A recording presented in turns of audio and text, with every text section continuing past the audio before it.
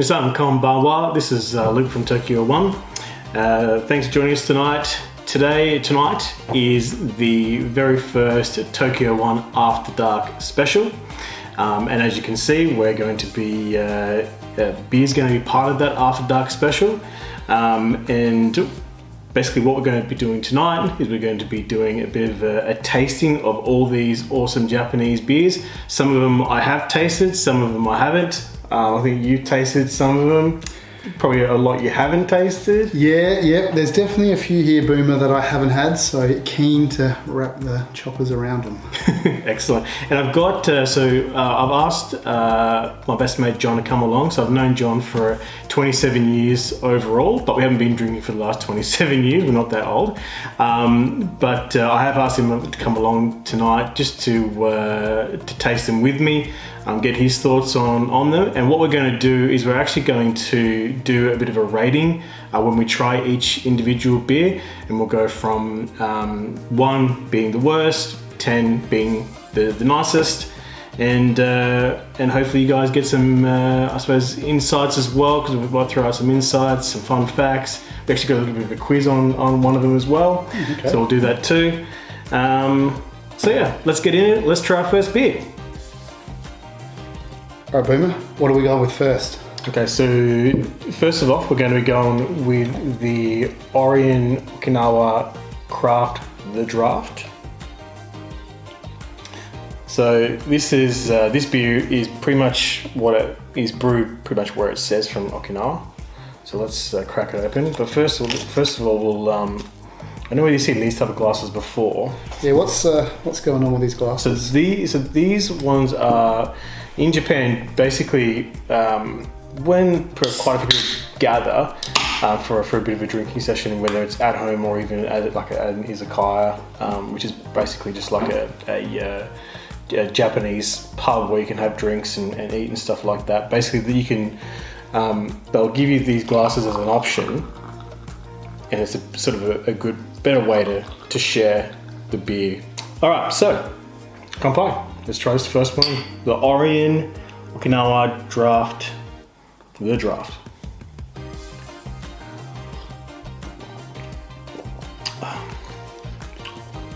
Thoughts? Okay. Not a lot of flavour there. Not a lot? No, not for me. Very light though. Yeah. I could probably sink one of those cans very quickly. So is it like a draft beer, like an actual draft beer like we've got in Australia, or is it just called The Draft as a name? I'm assuming it probably would be a draft, but yep. We'll fact check that one. Okay. Just to make sure. Okay. What about yourself? What do you think? Have you had it before? No, this is actually the first time I've actually tried the Orion. Right. There is a couple of other beers. There is another brand that's around stores these days in South Australia called, I think it's actually in Australia, there is the Monster and the Monster Supreme, which I believe are similar to that, different packaging. It's got like a sumo, it's got like, and the other one's got like an octopus on there. But I haven't compared those, but from what I'm saying is that I'm pretty sure it's made by the same company though. Okay. But this looks like it's the actual Orion that you would normally find in Japan from what I'm aware of. Okay. Before we do the taste, let's just go through a bit of a fact. So the name Orion was originally determined by inviting the public to actually name the beer. And that was placed in newspapers all the way back in the 1st of November 1957. Wow. And they actually offered some prizes as well. And I think the first prize was Ichiman yen, which is 10,000 yen, which probably at today's conversion, you're looking at about $90. So $90 was the first prize back in 1957. And the high value prizes attracted more than 2,500 entries, with 823 names, and of the 810 names that were screened, and Orion was selected for its association with Okinawa and level of appeal to consumers. And Orion is, needless to say, the name of the constellation. Orion is a constellation in the southern sky and matches the image of the southern island of Okinawa, and stars are used as a symbol of dreams and aspirations. So, we're drinking dreams, we're drinking aspirations. Cheers again. Bonsai. All right, so let's rate this one. 1 to 10. What do you got? I'll give it a 7 out of 10. 7? Oh, Yep. Okay. All Yep. right.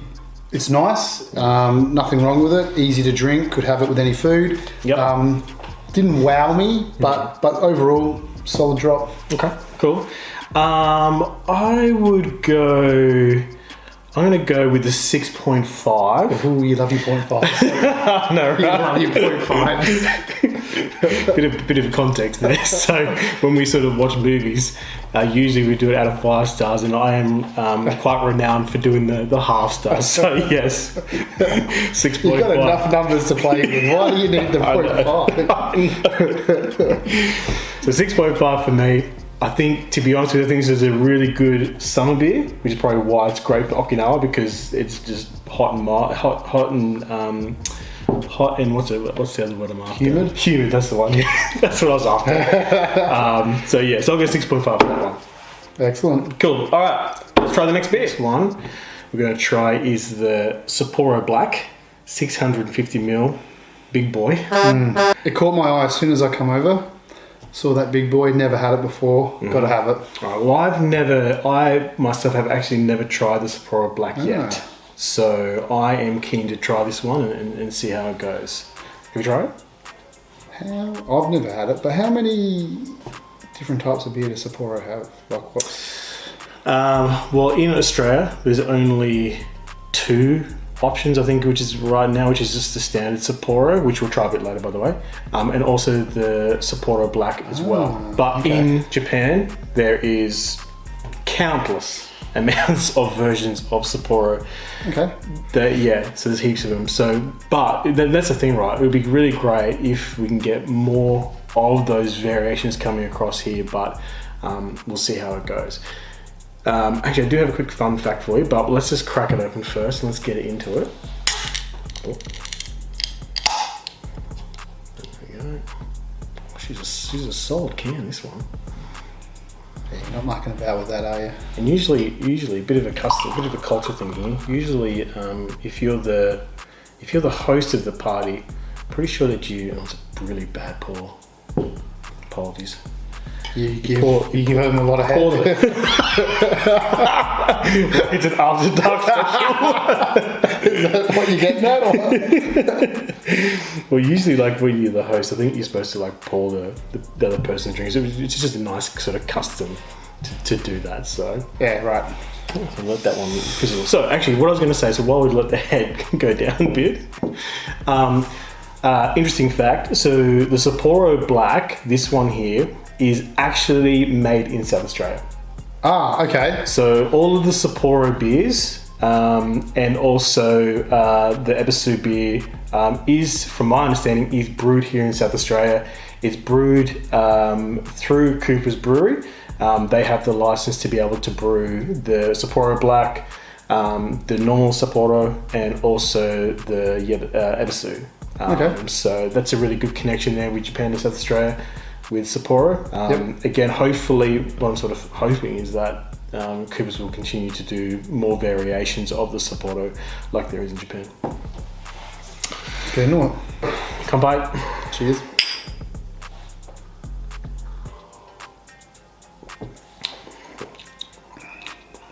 Definitely more roastier, isn't it? Yeah. Roastier. A lot more flavour to this one for me. Big boy flavour. Yeah, it has got that big boy flavour. You're right. It's almost like a roast sort of coffee almost flavour to it. It is, yeah. There's a coffee tinge to it. I'm not tasting any chocolate though. I'll be honest. Hits you strong at the start, but kind of fades away over time. For me, anyway. Yeah. All right. Enjoying it. Enjoying it? Mm. What are your thoughts on a rating for this one? So you gave the Orion the 7. Yep. I'd probably... Obviously different sort of, way different, really light type of draft. Now going to the bold black. Probably an 8 out of 10. Ooh. Yeah, I like this one. Yeah, a different type of flavour, but a good flavour. Yeah. It is a different flavour. I absolutely agree with you on that one. For me, I'm gonna go probably just the flat 6. Ooh. I feel like that I could have probably one of these cans. Absolutely. Yep. One can only, well, one drink only, really.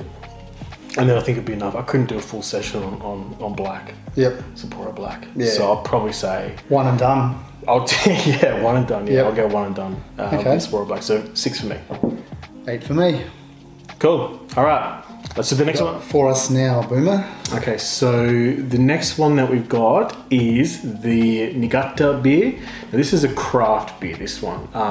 Again, I haven't tried this one before, so I have got no idea what the flavour's like. I was actually at, I only just stumbled across this actually. I went down to First Choice Liquor down at Unley. Yep. Looking for some Japanese beers, and this one caught my eye. So I was like, okay, let's give this one a shot and see how it goes. Produced, to be honest? Yeah, sure. Produced here in Australia or back in Japan? I think this one is in Japan. I think it is. Okay. I don't know whether it states it on the bottle, whether it's just imported or whether it's actually brewed here or not. But I can say that the Niigata Beer... imported by Japanese Quality Whiskey Society. Oh, okay, cool. Imported. Okay, great. Awesome. So I would say, it says made in Japan right there. That's a giveaway, That's a giveaway. So it's made in the Niigata Beer brewery, which is located in Niigata City, Niigata Prefecture. Niigata Beer's own name beer is a 4.5% Belgian ale. This is the first Japanese craft beer to incorporate secondary fermentation inside the can as part of the brewing process. Let's get into it. What I will say is it's a good looking can. It is, yes. The beer looks very happy with a smile. It makes me happy and makes me want to try. So it's inviting me. And he wants us to try. Yeah, it's inviting me, which I like. All right. Cheers. Kappai. It is a bit like, it's quite hazy, isn't it? Almost like a pale ale type of thing. But I know it's Belgian, but yeah, it's a lot darker than the... It has got a bit of a paley look, yeah. Orion. Whoa. That packs some punch, hasn't it? Yeah. That's got some bold flavours. It has got some bold flavours.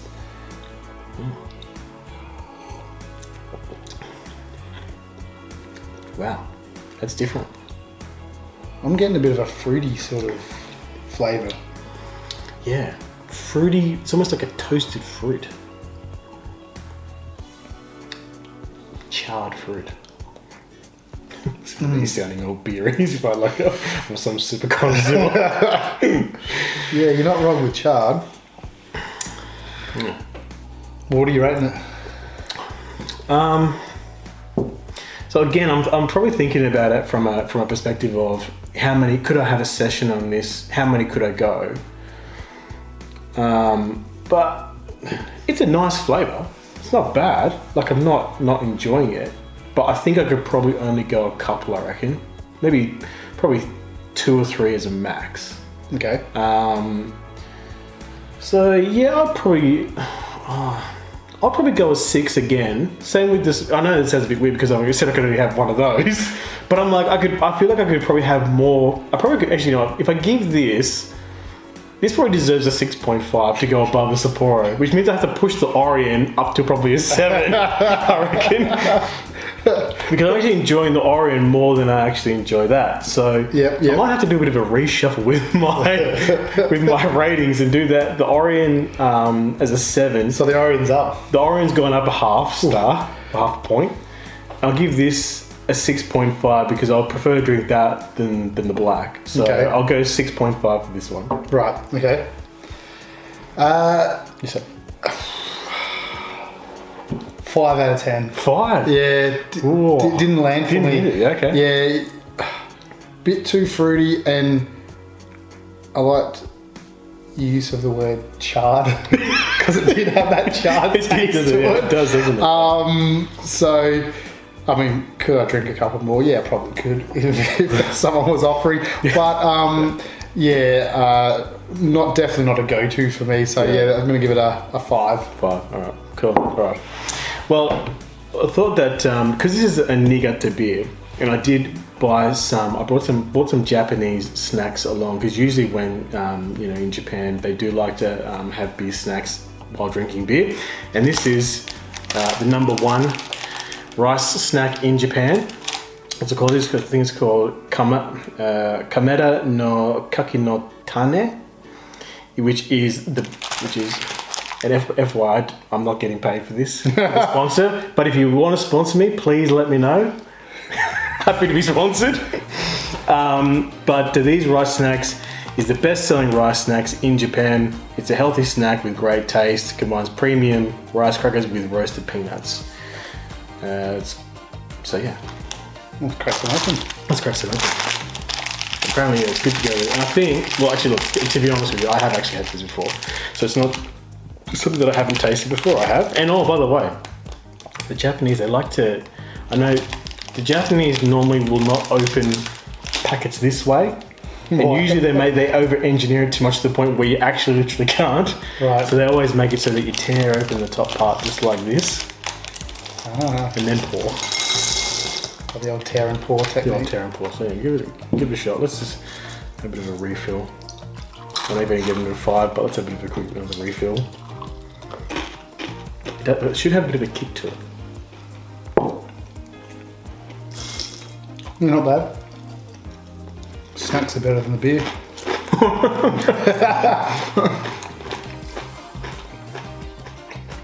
That's good stuff. Yeah, they're nice. Tasty bad. You had these when you were in Japan? Yeah. When I did like homestay. They just sound like the bar when you go into the pub. Are they just? No, they're not. I don't think so. No. No. I think I've only mostly ate those at home. Right. Yeah. But they were good. Nice. Good. All right. Is that Mount Fuji? I think that was like Fuji-san. Yeah. Is that Mount Fuji? Probably. Cool. We'll just say it is. Yeah. It's not Mount Lofty. It's true. When are you getting that? All right. Let's try the next beer. So, next one. Got something a bit different. Really different, actually. Something that, again, I haven't tried before. This is the Hitachi no Nest beer, the Yuzu Lager. So, if you don't know what Yuzu is like, it's a citrus fruit. I think it's a bit more part of like the mandarin orange family type of thing. Okay. But Yuzu is not really something that people would normally eat like an orange or a mandarin. It's generally more used as flavoring for foods and things like that. So a bit obviously beers as well now. So yeah, Yuzu. Honestly, I've been wanting to try this one for quite some time. I've seen it around for a while. I think there's a few other different types of the Hitachi no Nest beers. But this one I really want to try because of the Yuzu flavour. So is this produced in Japan and this one shipped over? Yeah, this one is definitely. I'm pretty sure this one definitely is an imported one. I think all of them actually are. Let's have a good look. Yep. Oh yeah. So imported by Daiwa Food Corporation. Yep. So it's definitely import. Are there many like beer companies in Japan? Yeah, I think there's quite a lot actually. Yeah, there is. Yeah. I mean, the amount of beers that are on like shelves in Japan. And the interesting thing with Japan is a bit of a fun fact that in case you haven't been to Japan before, I know you have anyway, but is that a lot of beers are actually sold in supermarkets. Not like Australia where beers aren't in supermarkets, they are in Japan. There's just shelves of them, shelves and shelves of them. Many to choose from, many varieties. Thank you. So yeah, this is from the Kyuchi Brewery. And that, let me pour that. I'll give you a fun fact in a minute. Let's pour there. Let's give it a bit more there. Alright, let's give it a shot. Alright. Kanpai.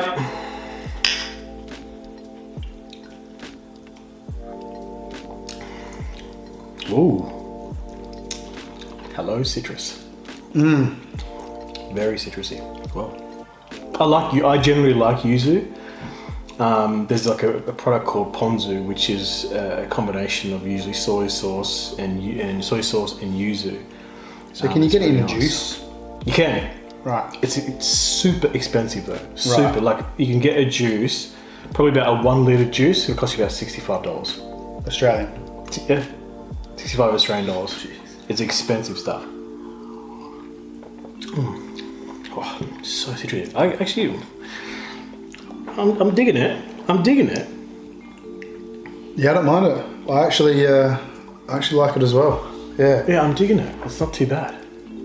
Like it's... What is this, an hour? I think so. So, fact. So the Kiuchi Brewery is a brewery in Naka, which is in the Ibaraki Prefecture, Japan.